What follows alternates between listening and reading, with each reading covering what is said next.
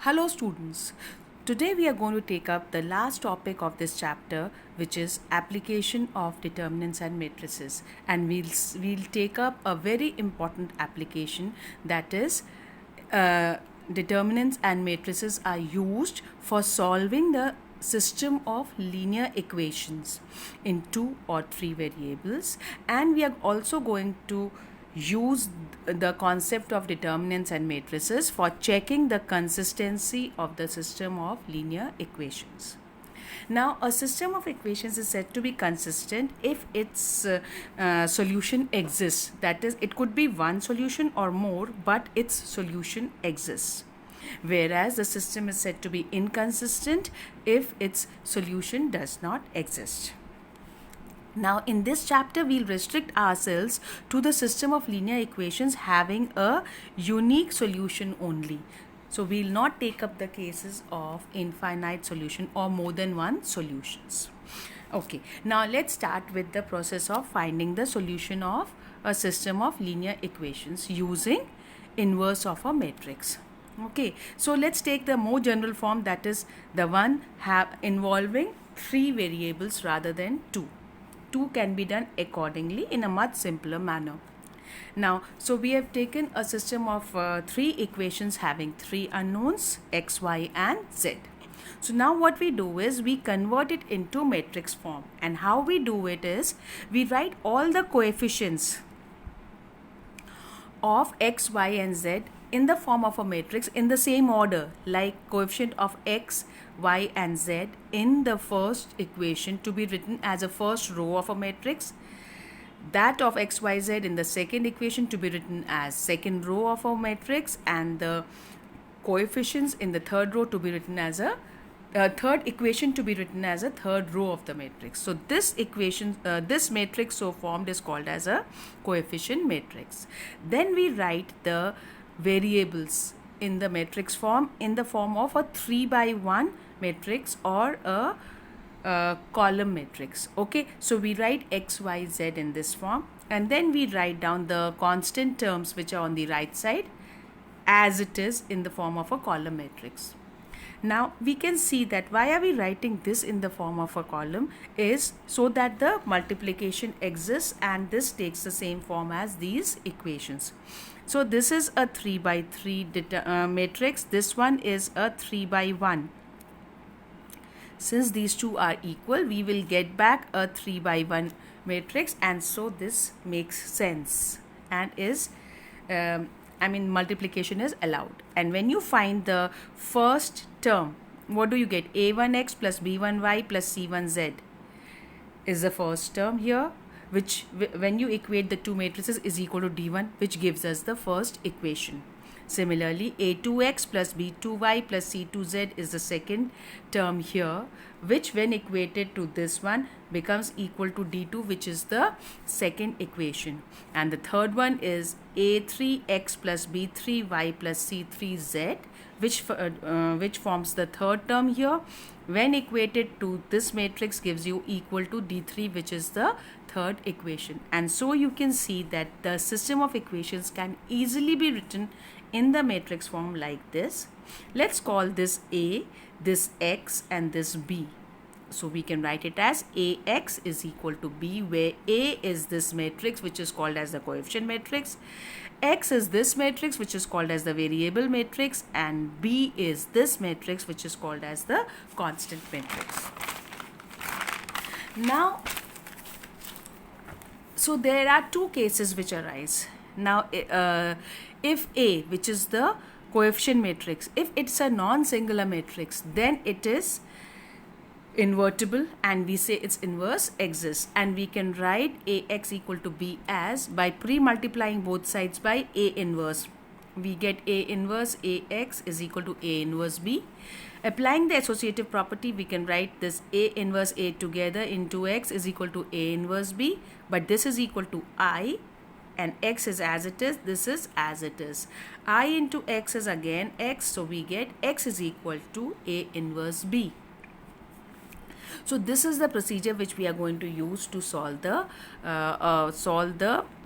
system of linear equations, and this we are able to get the variable matrix in terms of some constant matrix, okay, which can be compared and the result can be written. So this matrix equation provides a unique solution for the given system of equations, as inverse of a matrix is always unique. Okay, now this is also called as the matrix method of solving the equations. So we, in your syllabus, we only have the matrix method of solving equations. So whenever you are required to find the system of linear equations, we'll use the matrix method only, whether it is mentioned or it is not mentioned. Now, case 2 could be that when A is a singular matrix, so clearly determinant of A is 0, and so A is not invertible. And so if A is not invertible, we can't solve X as A inverse B. So in such a case, what we do is we find adjoint of A into B. And if it comes out to be non-zero, where 0 or O is the zero matrix, then we say that the solution does not exist and the system of equations is said to be inconsistent. In case it comes out to be a zero matrix, then the system may either be consistent or inconsistent according to according as the system has either infinitely many solutions or no solution. So as I have already mentioned earlier, we don't do the case of infinitely many solutions. So whenever you get a determinant of A as 0, we will only get those cases where it is inconsistent, and we'll just check adjoint A into B and it will come out to be non-zero, and we will conclude that the system is inconsistent. Like for example, suppose we take this question. We have to solve the system of equations x plus 3y equal to 5, 2x plus 6y equal to 8. Okay, so converting it into matrix form, we can write it as Ax equal to B, where A is the coefficient matrix, which is 1, 3, 2, 6. When you find the determinant, you get it as 0. So clearly A is not invertible. So what we do is we find adjoint of A, which comes out to be 6 minus 2 minus 3, 1. And we find the product of adjoint of A with the constant matrix, which is B. And it comes out to be 14 minus 7, which is definitely not a zero matrix. And so we conclude system of equations is inconsistent and there is no solution which exists.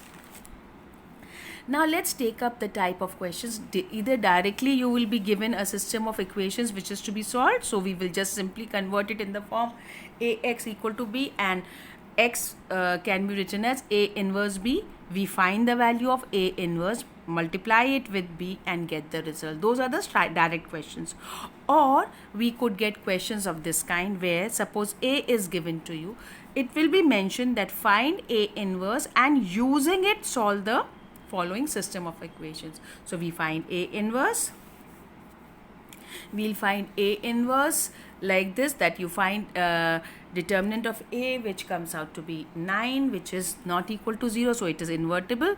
So it implies that A is invertible, or we say that is A inverse exists. So we find the adjoint of A, it comes out to be this.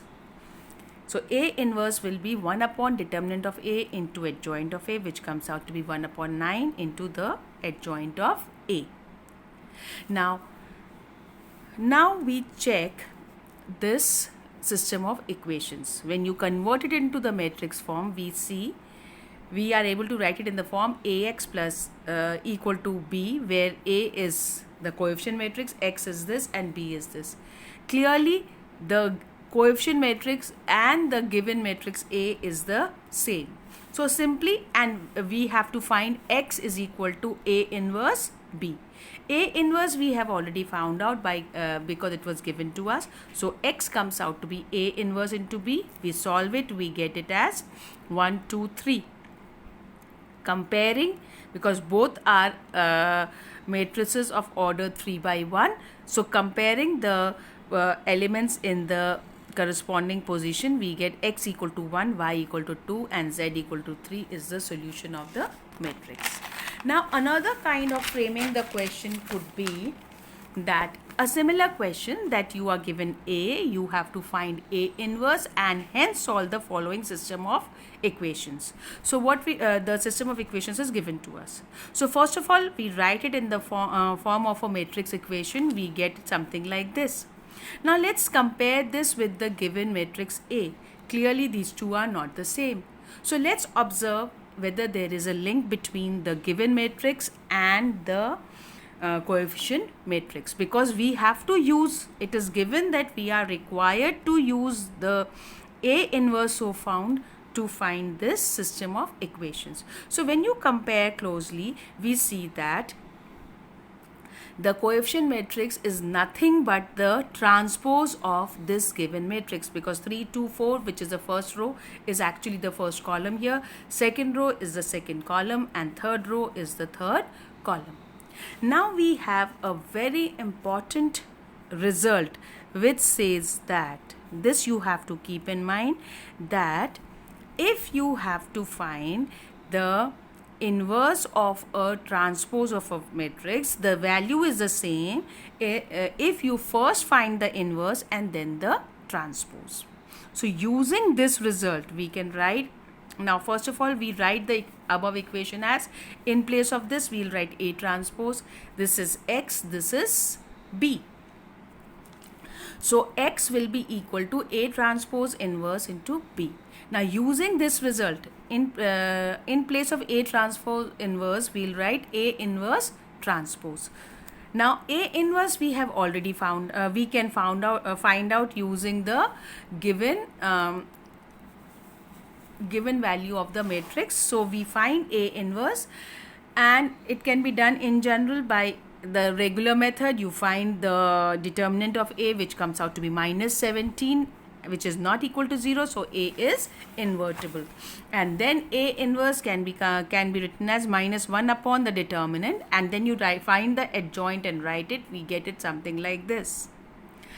Now substituting this value in the previous equation, we get which is X is equal to A inverse transpose equal to B. So we'll get X is equal to, now A inverse is this, so we find the transpose of this, so the scalar remains the same, that is minus 1 upon 17, and all these rows they get transformed to the columns, and we get the value of the transpose of A inverse as this. This we have to multiply with the constant matrix, which is 8, 1 and 4. On solving we get this, which ultimately gives us 1, 2, 3. Now comparing the two matrices, we get X equal to 1, Y equal to 2 and Z equal to 3, which is the answer. Now yet another kind of questions could be that you will be given to the product of you will be asked to find the product of two matrices, and using that product you have to solve the system of equations. Now here one point is to be kept in mind, that you can solve this system of equations directly also, but that will not yield you any marks, because the question says that using the product we have to find this solve this system of equations. So what we do is, let's write this in the matrix form. So we see that the coefficient matrix is this matrix. Okay, so there is a link between the product and the system of equations given to us. Now let's find the product. We get it to be identity matrix. Okay, so clearly if product of two matrices is the identity matrix, we can say that one matrix is the inverse of the other and vice versa.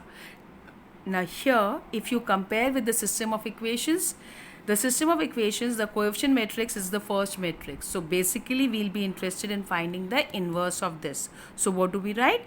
A inverse, or inverse of this matrix will be this given matrix. So without actually finding the inverse, we know the inverse of the coefficient matrix. So what we get is Now we write the inverse of the coefficient matrix as this directly without actually finding the matrix, the inverse, because the product of these two gives us a identity matrix. Now the system of equations, you could write it like this. So x, which is the variable matrix, will be inverse of this into the constant matrix, but inverse of this we have just found out is this one.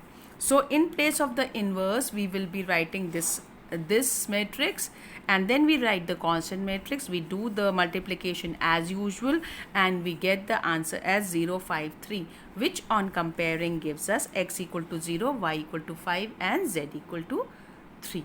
With this you can try out all questions of the exercise 4.6. Now there is one more typical type of question which is given in the miscellaneous exercise, which I want to take and discuss with you all.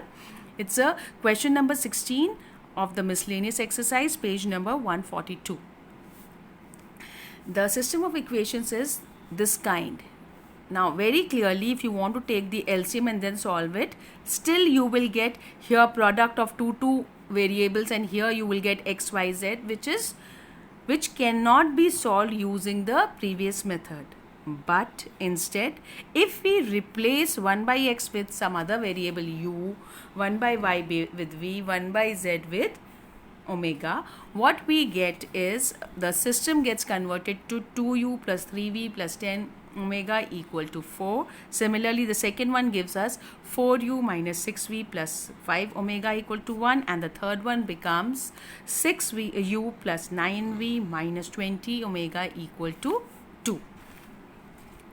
Now writing this in, now these are regular system of linear equations. Instead of x, y, z, the only difference is we have u, v, w as the variable. So writing it in the form of matrix form, we get the coefficient matrix into the variable matrix equal to the constant matrix, which can be written as ax equal to b, where a is equal to the coefficient matrix, which is this.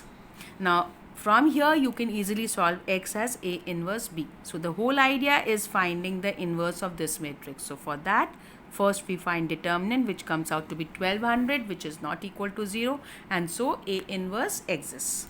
And then we find A inverse will be equal to 1 upon A times the coefficient matrix, adjoint matrix. So we write 1 upon 1200 into the adjoint of this matrix. You can solve and it comes out to be this. Now using this equation x equal to A inverse B, we get x equal to, you just write the A inverse as it is, into B is 412, which on solving gives us 1 upon 1200 into 600, 400, 240, which gets solved to half, 1 by 3, 1 by 5. Comparing, we get u is 1 by 2, v is 1 by 3, and omega is 1 by 5. And now again replacing u, v, w with x, y, z, we get x will be equal to 1 upon u, which is 2. Y will be 1 upon v, which is 3, and z will be 1 upon omega, which is 5, and hence we get the answer as x equal to 2, y equal to 3, and z equal to 5. With this, I have covered all possible kind of questions which can be asked as far as solution of linear equations using matrix method is concerned. So you can try out all possible questions and you will be in a position to solve them. Thank you.